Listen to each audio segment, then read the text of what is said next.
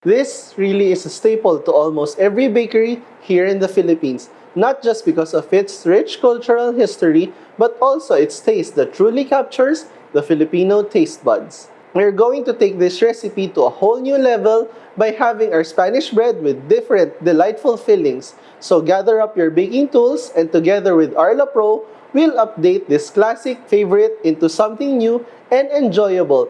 Hello everyone, this is Chef Allen Camacho from the Pastry Alliance of the Philippines. Welcome to Arla Pro Digital Kitchen Series.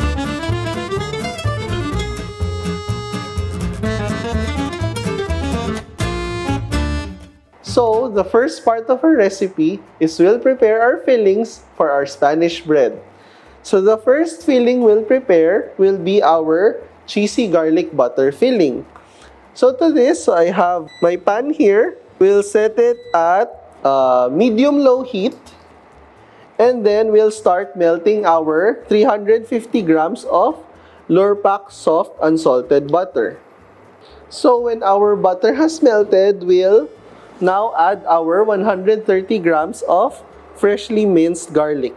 So we'll cook this garlic until it turns slightly golden brown, which just means that the garlic has given off a lot of its flavor into the butter. Yan, sana naaamoy nyo to. Grabe, ang bango-bango. So yan po, no? Medyo nag-golden brown na po yung garlic natin. So we can now add our 15 grams of salt and 15 grams of paprika.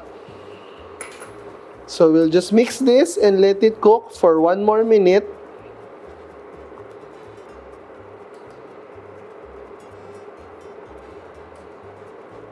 Okay, and this is done. So we'll transfer this into a bowl. And then we'll let this cool down inside the chiller or our ref. So that, pag inad natin yung cheese mamaya, hindi magme-melt yung cheese sa loob ng butter. Magmi-mix lang sila. So, after a few minutes, lalamig na yung mixture. So, as you can see, ayan, nag-thicken na siya. It's thicker than how it was earlier. So, this is now cool enough that we can add our other ingredients. So here I'm adding 90 grams of Arla Emmental cheese, 90 grams of Arla cheddar, and 120 grams of breadcrumbs.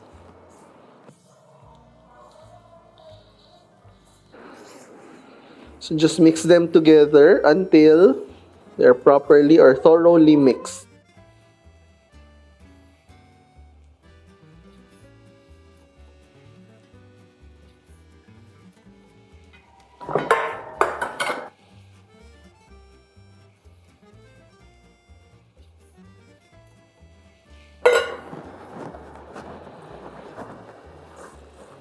So yan, so we now have our cheesy garlic butter filling. So what we'll do with this is we'll cover this with cling wrap and then we'll set it aside for later when we start assembling our bread. So next, we'll prepare our cookies and cream filling. So for this, so again, we need our mixer. So our mixing bowl. So we'll add our 450 grams of Arla cream cheese bucket. So we'll cream this together with our 100 grams of just plain white sugar.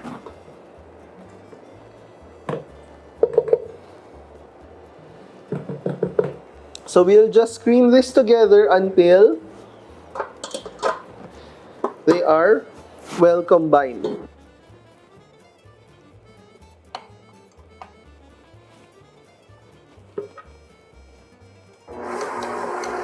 Okay?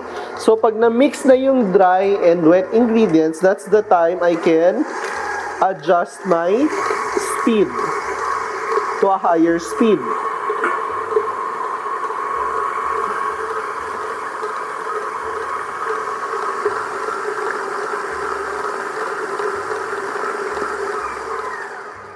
Yan.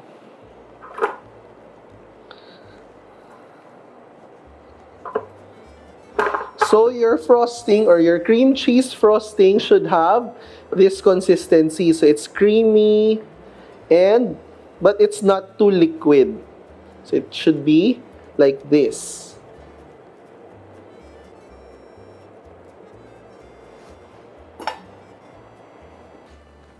So I'll transfer this to a bowl and then we'll move on to our last filling.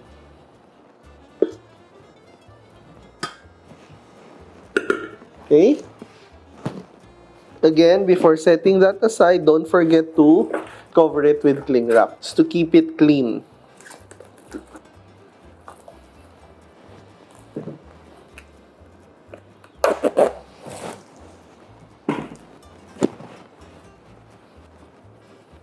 So yan, we can now set this aside. So the last filling we'll prepare is our Choco Peanut filling.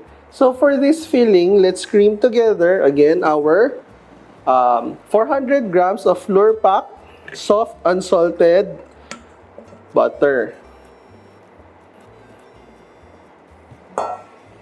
And our 50 grams of all-purpose flour and 300 grams of Choco Peanut bars.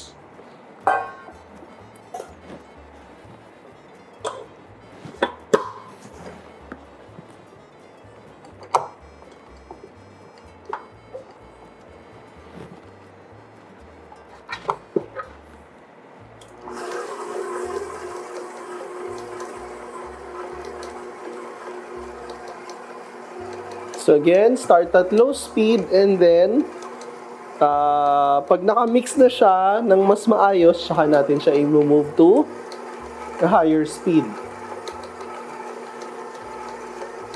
So you're asking, what is the advantage of using Lurpak Soft as compared to other butters? Well, Lurpak Soft is a premium butter blend made with butter and rapeseed oil. So it has the ability to give you the properties of butter but with enhanced functional benefits such as a soft texture, a shorter thawing time, and of course, a quicker mixing time. That's why this Lurpak Soft Unsalted Butter is really good for baking. Kasi mabilis siya i-cream. So mabilis siya mag-cream when you're making fillings, when you're making toppings.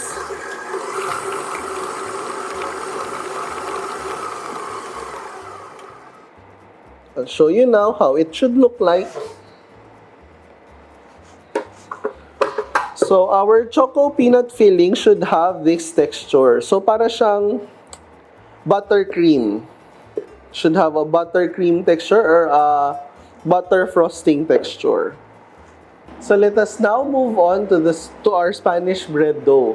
So, I've preheated my oven to 190 degrees Celsius. So, in our mixing bowl, so we'll start mixing our 290 grams of water, 40 grams of Arla organic powdered milk. So, I really like using this for baking, for making shakes, kasi yung taste niya very nice. Okay? So, next is our 25 grams of Arla whipping cream. Okay, and last is our 25 grams of egg. So we'll mix this together before adding our dry ingredients. So for our dry ingredients, I have here my bread flour. So this is 500 grams of bread flour.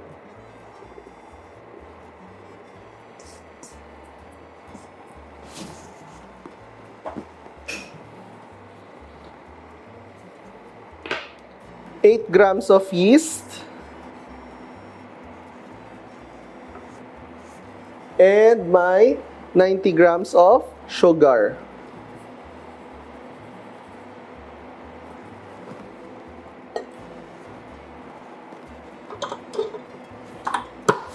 So we'll now start using our dough hook attachment to make our Spanish bread dough.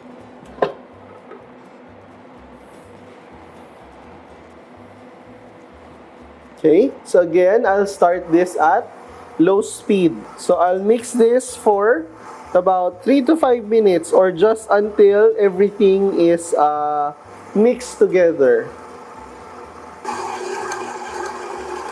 So when our ingredients have been thoroughly mixed, so mga 2 minutes na siya, I can start adding my salt. So this is 9 grams of salt. So now, we'll just mix this until about the gluten is about 80% done or 80% developed.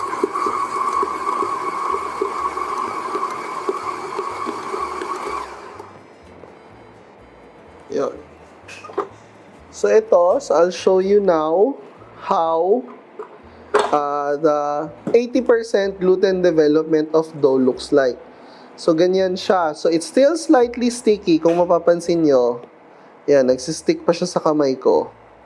Okay? But it can already be stretched. Okay? So, ibig sabihin, nag-start na mag-develop yung gluten. More than midway na siya. Okay? Before we add our 100 grams of Lurpak soft unsalted butter.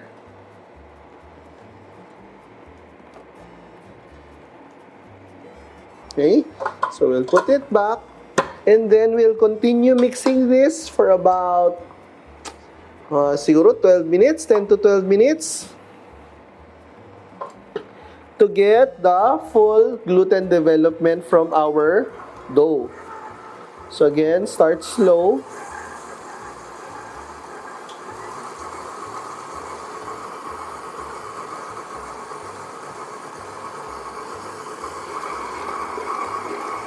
Okay, so I think this is almost done. So how would you know if your dough is done or not? So what we do is we do the window pane test. So how do you do the window pane test? So grab a piece of dough and then stretch it out little by little. Okay? Until it's almost see-through. So kapag almost see-through siya, pero mabilis pa siya mapunit, it means our dough is not yet ready or the gluten is not yet fully developed. So, what we'll do is we'll continue mixing our dough. Maybe mga 3 to 4 more minutes.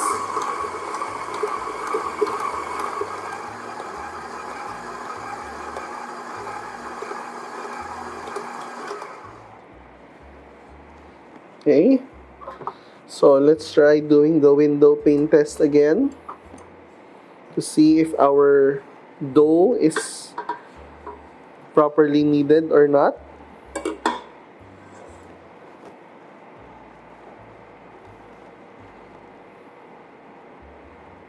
So, yeah.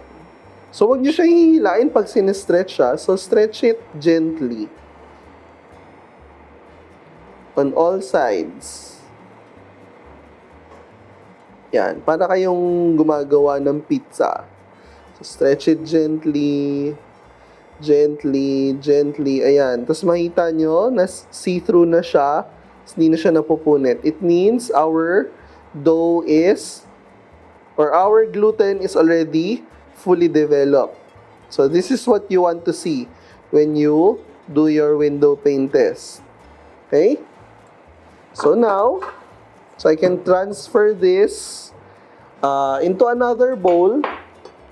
And then I'll cover it with cling wrap. And let it ferment. So we'll do our bulk fermentation for our bread. So let it ferment for about 1 hour. So now, so after about 50 minutes. So when your dough has fully risen, it should look something like this. So it has doubled in size, almost doubled in size. So the skin is still smooth. So now we'll remove the dough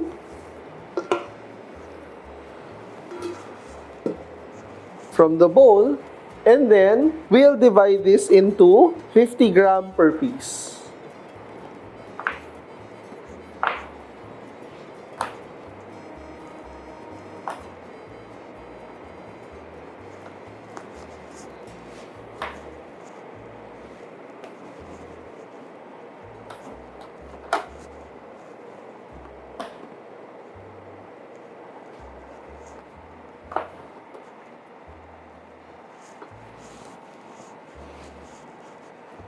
So yan, so kung meron kayong ganitong dough na natira na napakaliit na lang, so what I normally do, instead of throwing this away, so I just divide it into very small pieces and add it.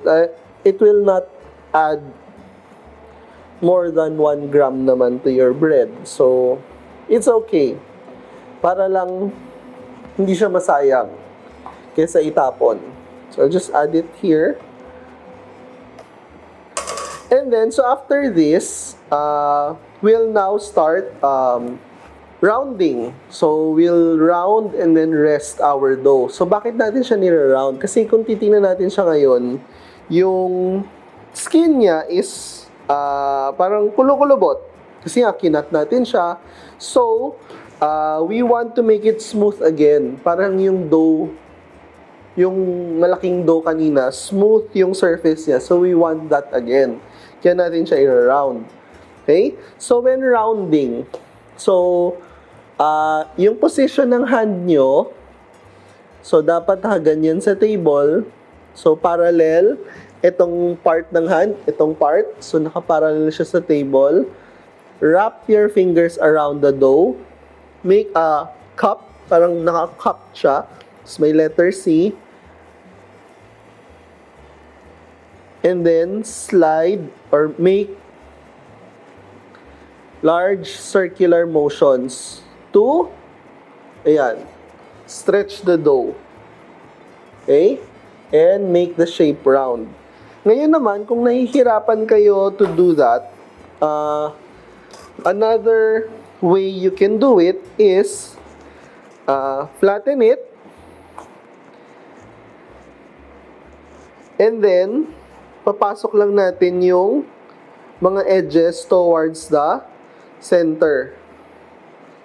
Okay? But of course, with this method, kung mapapansin nyo, yung difference, this is not a stretch. This is mas naka-stretch to, mas smooth.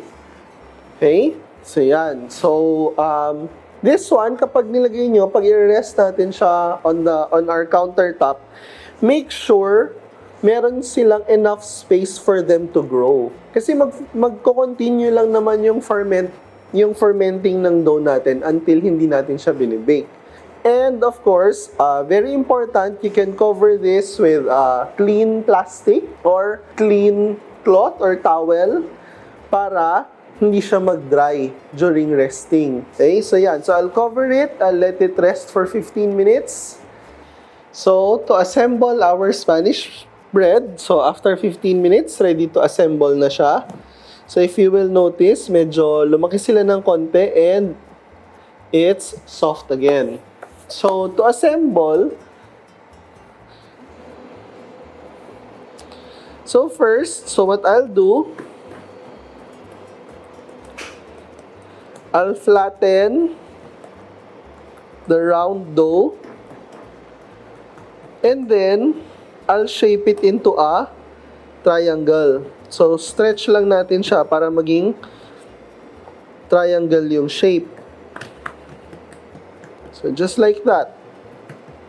Okay? And then, I'll get a small amount of my cream cheese filling. And I'll put about 2/3 of the way from the bottom to the top. So, bakit 2/3 lang? Bakit hindi ko siya punuin hanggang dulo? Because I need this part to stick to the dough. Kapag pinuno ko siya hanggang dulo, hindi magsistick yung dough. Kapag binake natin siya, mag-open siya sa oven. Okay? And then, so I'll sprinkle this with crushed Oreos.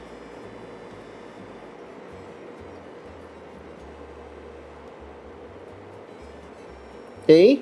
And then, yung dulo, i-pinch nyo para nakaseal ng maayos. And then, when you place this on your baking tray, make sure yung seam side, kung saan yung dulo ng triangle, is facing down. So, bakit siya facing down? Again, it's another way for us to prevent the dough from opening when we bake. So, again, I'll make another one.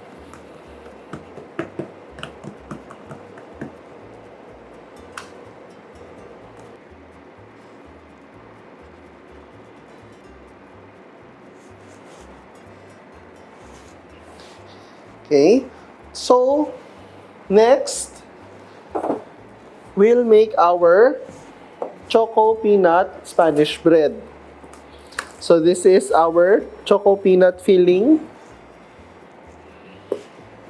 So again, the process will be the same.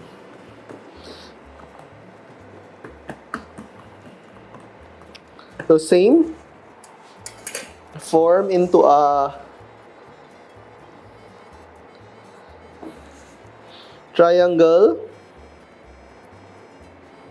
spread your Choco Peanut filling 2/3 of the way up, and then roll, pinch the tip,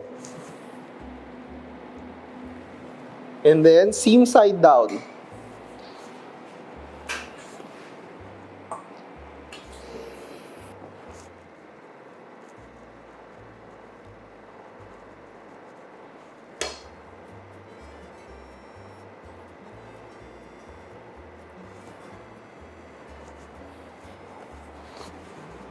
Okay?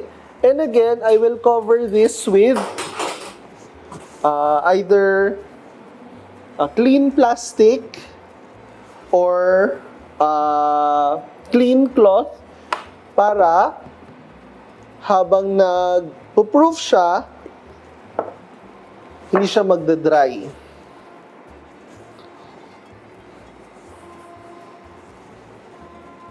So next, I will make my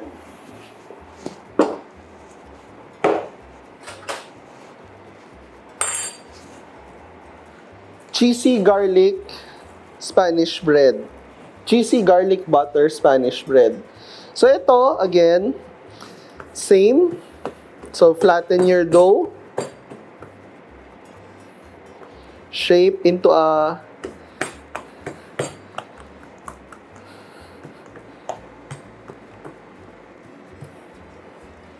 semi-triangle shape.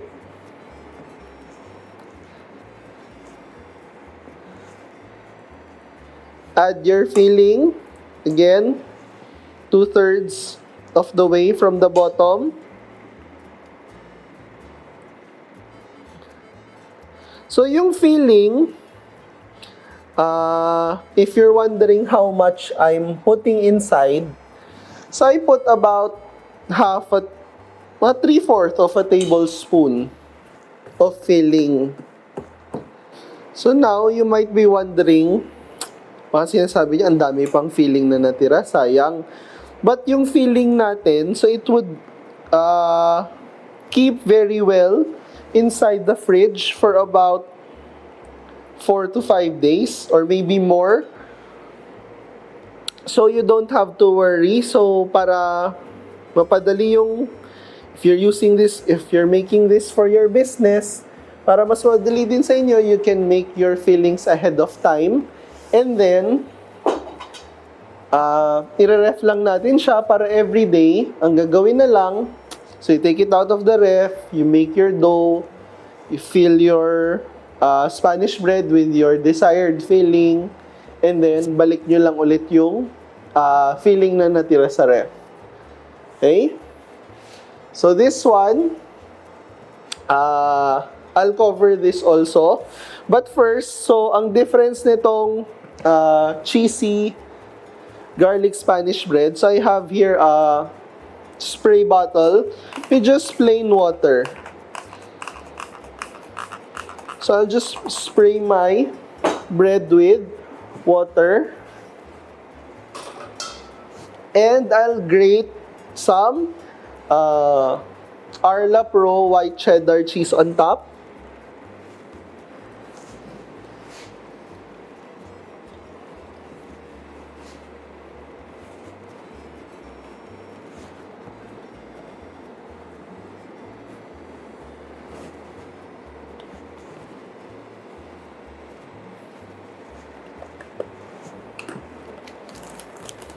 And some Arla Emmental cheese.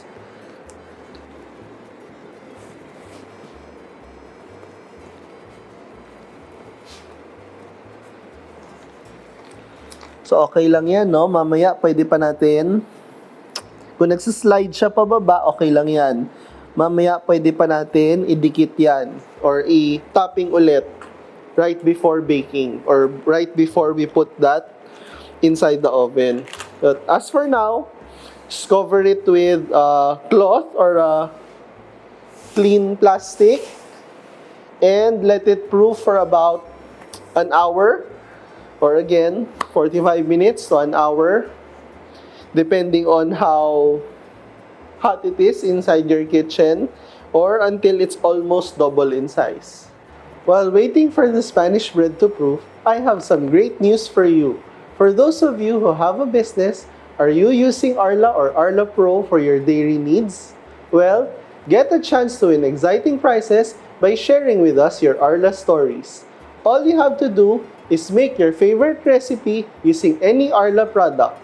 Take a photo of your creation, post it online, and tag us on our official Facebook page via @ArlaPH. Also, share with us your Arla kitchen stories, why you trust Arla and Arla Pro for your dairy needs with the hashtag #MyArlaPro and get the chance to win 6,000 pesos worth of Arla and Arla Pro products. So 5 lucky winners will be chosen for the months of June and July 2021. So after baking the Spanish breads, we let them cool down for a bit for about 20 to 30 minutes just to make sure that when we put our frosting, hindi sila matutunaw. So now, since this is ready to eat, I'm already wearing gloves.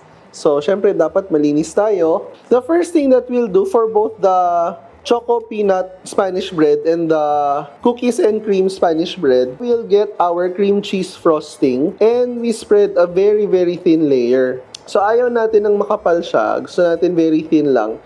Just for the Choco Peanut bar or the cookies and cream to adhere to our bread.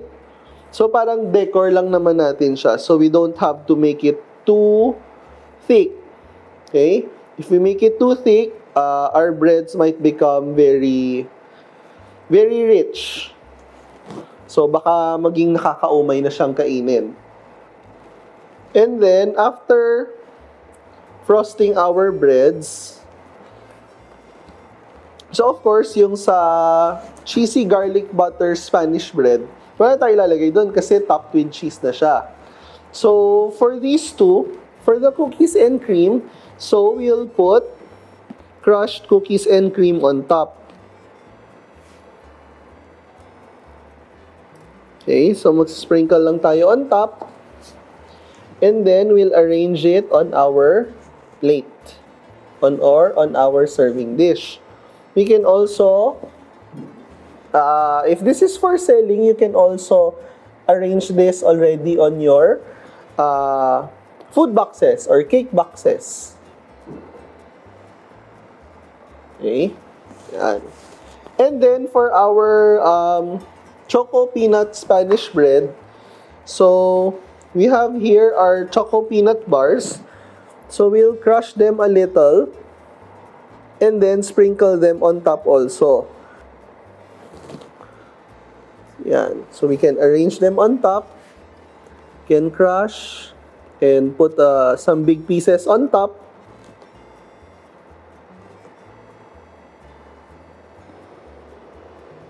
Okay.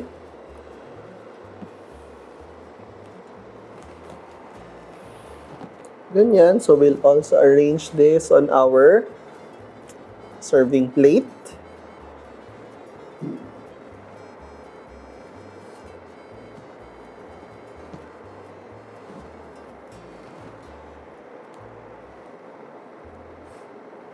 Okay.